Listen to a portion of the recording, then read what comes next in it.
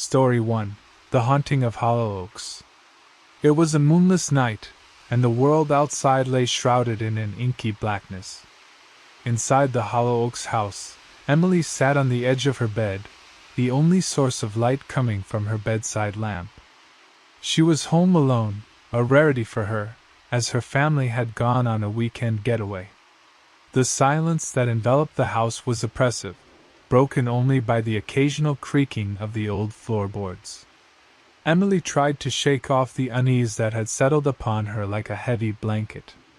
She reasoned that it was just her imagination, fueled by the darkness and her solitude. As she reached for her phone to distract herself, she heard a faint, eerie melody. It was the soft, haunting notes of a piano, but she knew it couldn't be. There was no piano in the house. Emily's heart began to race as the ghostly melody continued, growing louder and more mournful. It was as if the music was emanating from the very walls of the house, its source impossible to pinpoint. She ventured into the dimly lit hallway, the melody pulling her toward the living room. The door stood slightly ajar, and the room was bathed in an eerie, bluish light. Emily's breath caught in her throat as she saw it, a grand piano, its keys moving of their own accord. The music swelled to a chilling crescendo, filling the room with its mournful beauty. Emily watched in horror as the piano lid slammed shut, the music abruptly silenced. The room plunged into darkness once more. Shaken but determined to unravel the mystery, Emily retreated to her room and locked the door. She couldn't explain what had just occurred, but she knew she had to find answers. As she sat in her room, the shadows seemed to come alive, twisting and contorting in the corners of her vision. Whispers echoed through the walls, faint voices that seemed to speak in an unfamiliar language. Emily strained to listen, her fear intensifying as the whispers grew louder, more urgent. It was as if a chorus of unseen entities surrounded her, their presence oppressive and malevolent. Desperate for a reprieve, Emily dialed her parents' number, but there was no signal. The room grew colder, and she felt an icy breath against her neck. She turned to find a shadowy figure looming over her, its eyes devoid of warmth. In a panic, Emily fled her room, her footsteps echoing through the empty house. The whispers followed her, growing louder and more sinister. The malevolent presence seemed to be closing in on her, its intentions unknown but undoubtedly sinister. She made her way to the basement, her last hope for safety. But as she descended the creaking stairs, the basement door slammed shut behind her, trapping her in the darkness below. The whispers grew deafening, their voices filled with malice. Emily could feel a cold, unseen hand brushing against her skin, a sensation that sent shivers down her spine. She knew she was not alone in the basement. With trembling hands, Emily fumbled for her phone, desperately trying to call for help. To her relief, she finally got a signal and dialed 911. As she spoke with the operator, the whispers intensified, drowning out her voice. Suddenly, a chilling scream pierced the darkness, and the call abruptly ended. Emily was left in an oppressive silence, the malevolent presence pressing in on her from all sides. In a final act of defiance, she turned on her phone's flashlight and shone it into the darkness. What she saw was a nightmarish tableau, a horde of shadowy figures, their eyes filled with malevolence, surrounding her in a sinister circle. With a burst of courage, Emily screamed at them to leave her alone. The figures recoiled, their forms dissipating into the shadows. The oppressive presence lifted, and the basement door swung open, allowing Emily to escape. Emily fled from the Hollow Oaks house, her heart pounding, her mind reeling from the horrors she had witnessed. She found refuge at a neighbor's house, where the police were called to investigate. But when they arrived at the Hollow Oaks house, they found no trace of the shadowy figures or the malevolent presence. The house stood silent and empty, its secrets buried in the darkness. Emily never returned to the house, and her family moved away shortly afterward. The events of that night remained a chilling enigma, a nightmarish encounter with a supernatural force that defied explanation. Story 2: The Midnight Visitor. On a moonless night, Alex found themselves alone in their old Victorian house. Their family had gone away for the weekend, leaving them to enjoy the solitude. At first, it had seemed like a rare opportunity for peace and relaxation. As the night deepened, however, the quiet solitude began to transform into something unsettling. The ancient house creaked and groaned, settling into its own peculiar rhythms. Alex tried to distract themselves with a book and a cup of tea, but an unshakable unease settled in their chest. Then, the power went out, plunging the house into darkness. Alex fumbled for their phone, the only source of light they had, and used its dim glow to navigate through the pitch-black house.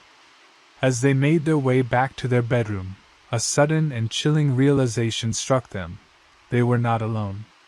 In the stillness of the night, Alex could hear faint but unmistakable sounds. Soft footsteps, like those of bare feet, echoed through the hallway. They held their breath, hoping it was a product of their imagination, but the footsteps grew nearer. They reached their bedroom and locked the door, their heart pounding. The footsteps continued, now just outside the bedroom. It was as if someone, or something, was standing right on the other side of the door. Alex whispered their family's names, hoping it was just a late arrival, but there was no response. Instead, a low, raspy breathing emanated from the other side of the door. Cold sweat formed on their brow as they realized that whatever was out there was not human. Terrified but determined to confront the intruder, Alex slowly turned the doorknob and flung the door open. To their shock, there was nothing there. The hallway was empty, bathed in the pale moonlight filtering through a window. They cautiously stepped into a hallway, the feeling of being watched intensifying. A chilling gust of wind blew through the house, extinguishing their phone's light. Panic set in as they stood in utter darkness. Then they heard it, a guttural whisper, too close for comfort. It was an unintelligible language that sent shivers down Alex's spine. They stumbled back into their room, the door slamming shut behind them, seemingly of its own accord. With the door locked once more, Alex frantically tried to turn on their phone's flashlight. The room remained dark, and they could sense a malevolent presence closing in. The whispers grew louder, surrounding them, as if coming from all directions. The room began to feel oppressively cold, and Alex's breath formed mist in the air. They felt an icy hand brush against their arm, and the room seemed to pulse with an otherworldly energy. It was as if they were trapped with a malevolent entity, one that was growing bolder by the second. As the whispers reached a crescendo, Alex could feel something approaching, a shadowy figure with a palpable aura of malice. They knew they had to escape the room. With trembling hands, Alex forced the bedroom door open and rushed into the hallway. The house was alive with eerie, shifting shadows, and the whispers followed them as they descended the staircase. They reached the front door and threw it open, stumbling into the night. Gasping for breath, they glanced back at the house, its windows dark and foreboding. The whispers continued to echo in the night, and the shadows in the house seemed to writhe with malevolence. Alex knew they could never return. The police arrived at the scene shortly after Alex's frantic call. They searched the house but found no intruders and no evidence of a break-in. The house remained dark and quiet, its secrets locked within its aging walls. Alex never returned to the old Victorian house, and their family moved to a new home soon after. The events of that night remained a haunting mystery, an encounter with the unknown that left them forever changed. Story 3: Whispers in the Silence. Isabel had always been comfortable with solitude, but tonight was different. She found herself alone in her family's ancient manor, a sprawling, labyrinthine mansion that had been in her family for generations. Her parents had left for a weekend getaway, and her brother was at a friend's house. She relished the peace and quiet at first. As night fell, Isabel curled up on the couch in the grand, dimly lit living room, reading a book by the soft glow of a table lamp. The silence that surrounded her was almost palpable. It was a silence that seemed to amplify every little sound, the ticking of the grandfather clock, the distant hoot of an owl, and the soft rustling of leaves outside. As the minutes turned into hours, Isabel began to feel a subtle but undeniable shift in the atmosphere.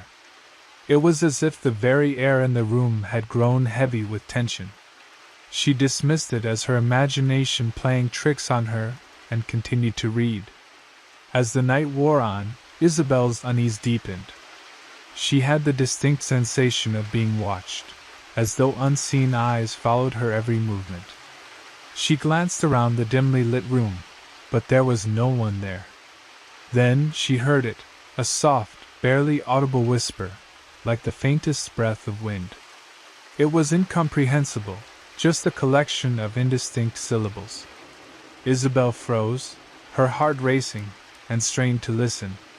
The whisper persisted, growing slightly louder. It seemed to come from the far corner of the room, where an old, ornate mirror stood.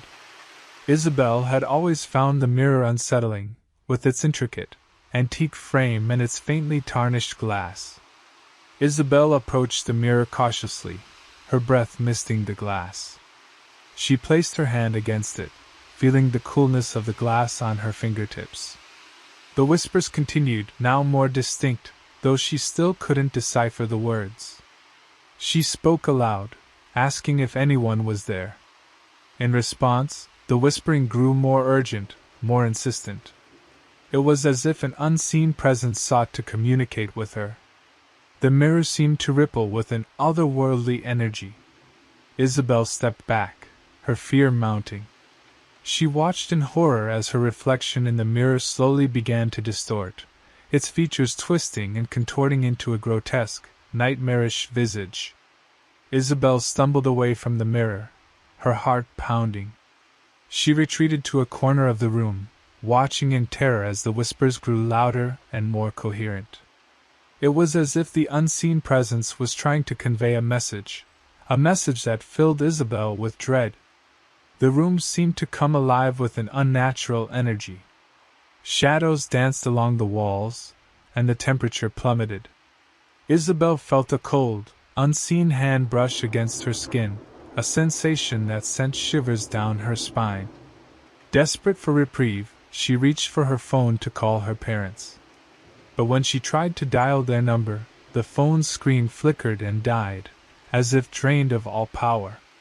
Isabel knew she had to leave the room, to escape the oppressive presence that seemed to be closing in on her. She rushed for the front door, flinging it open and stumbling out into the moonlit night. Outside, the air was crisp and cool, a stark contrast to the suffocating atmosphere of the manor. Isabel called her parents from a neighbor's house, her voice trembling as she recounted the chilling events of the night. The police arrived and searched the manor, but they found no trace of the mysterious whispers or the disturbing mirror.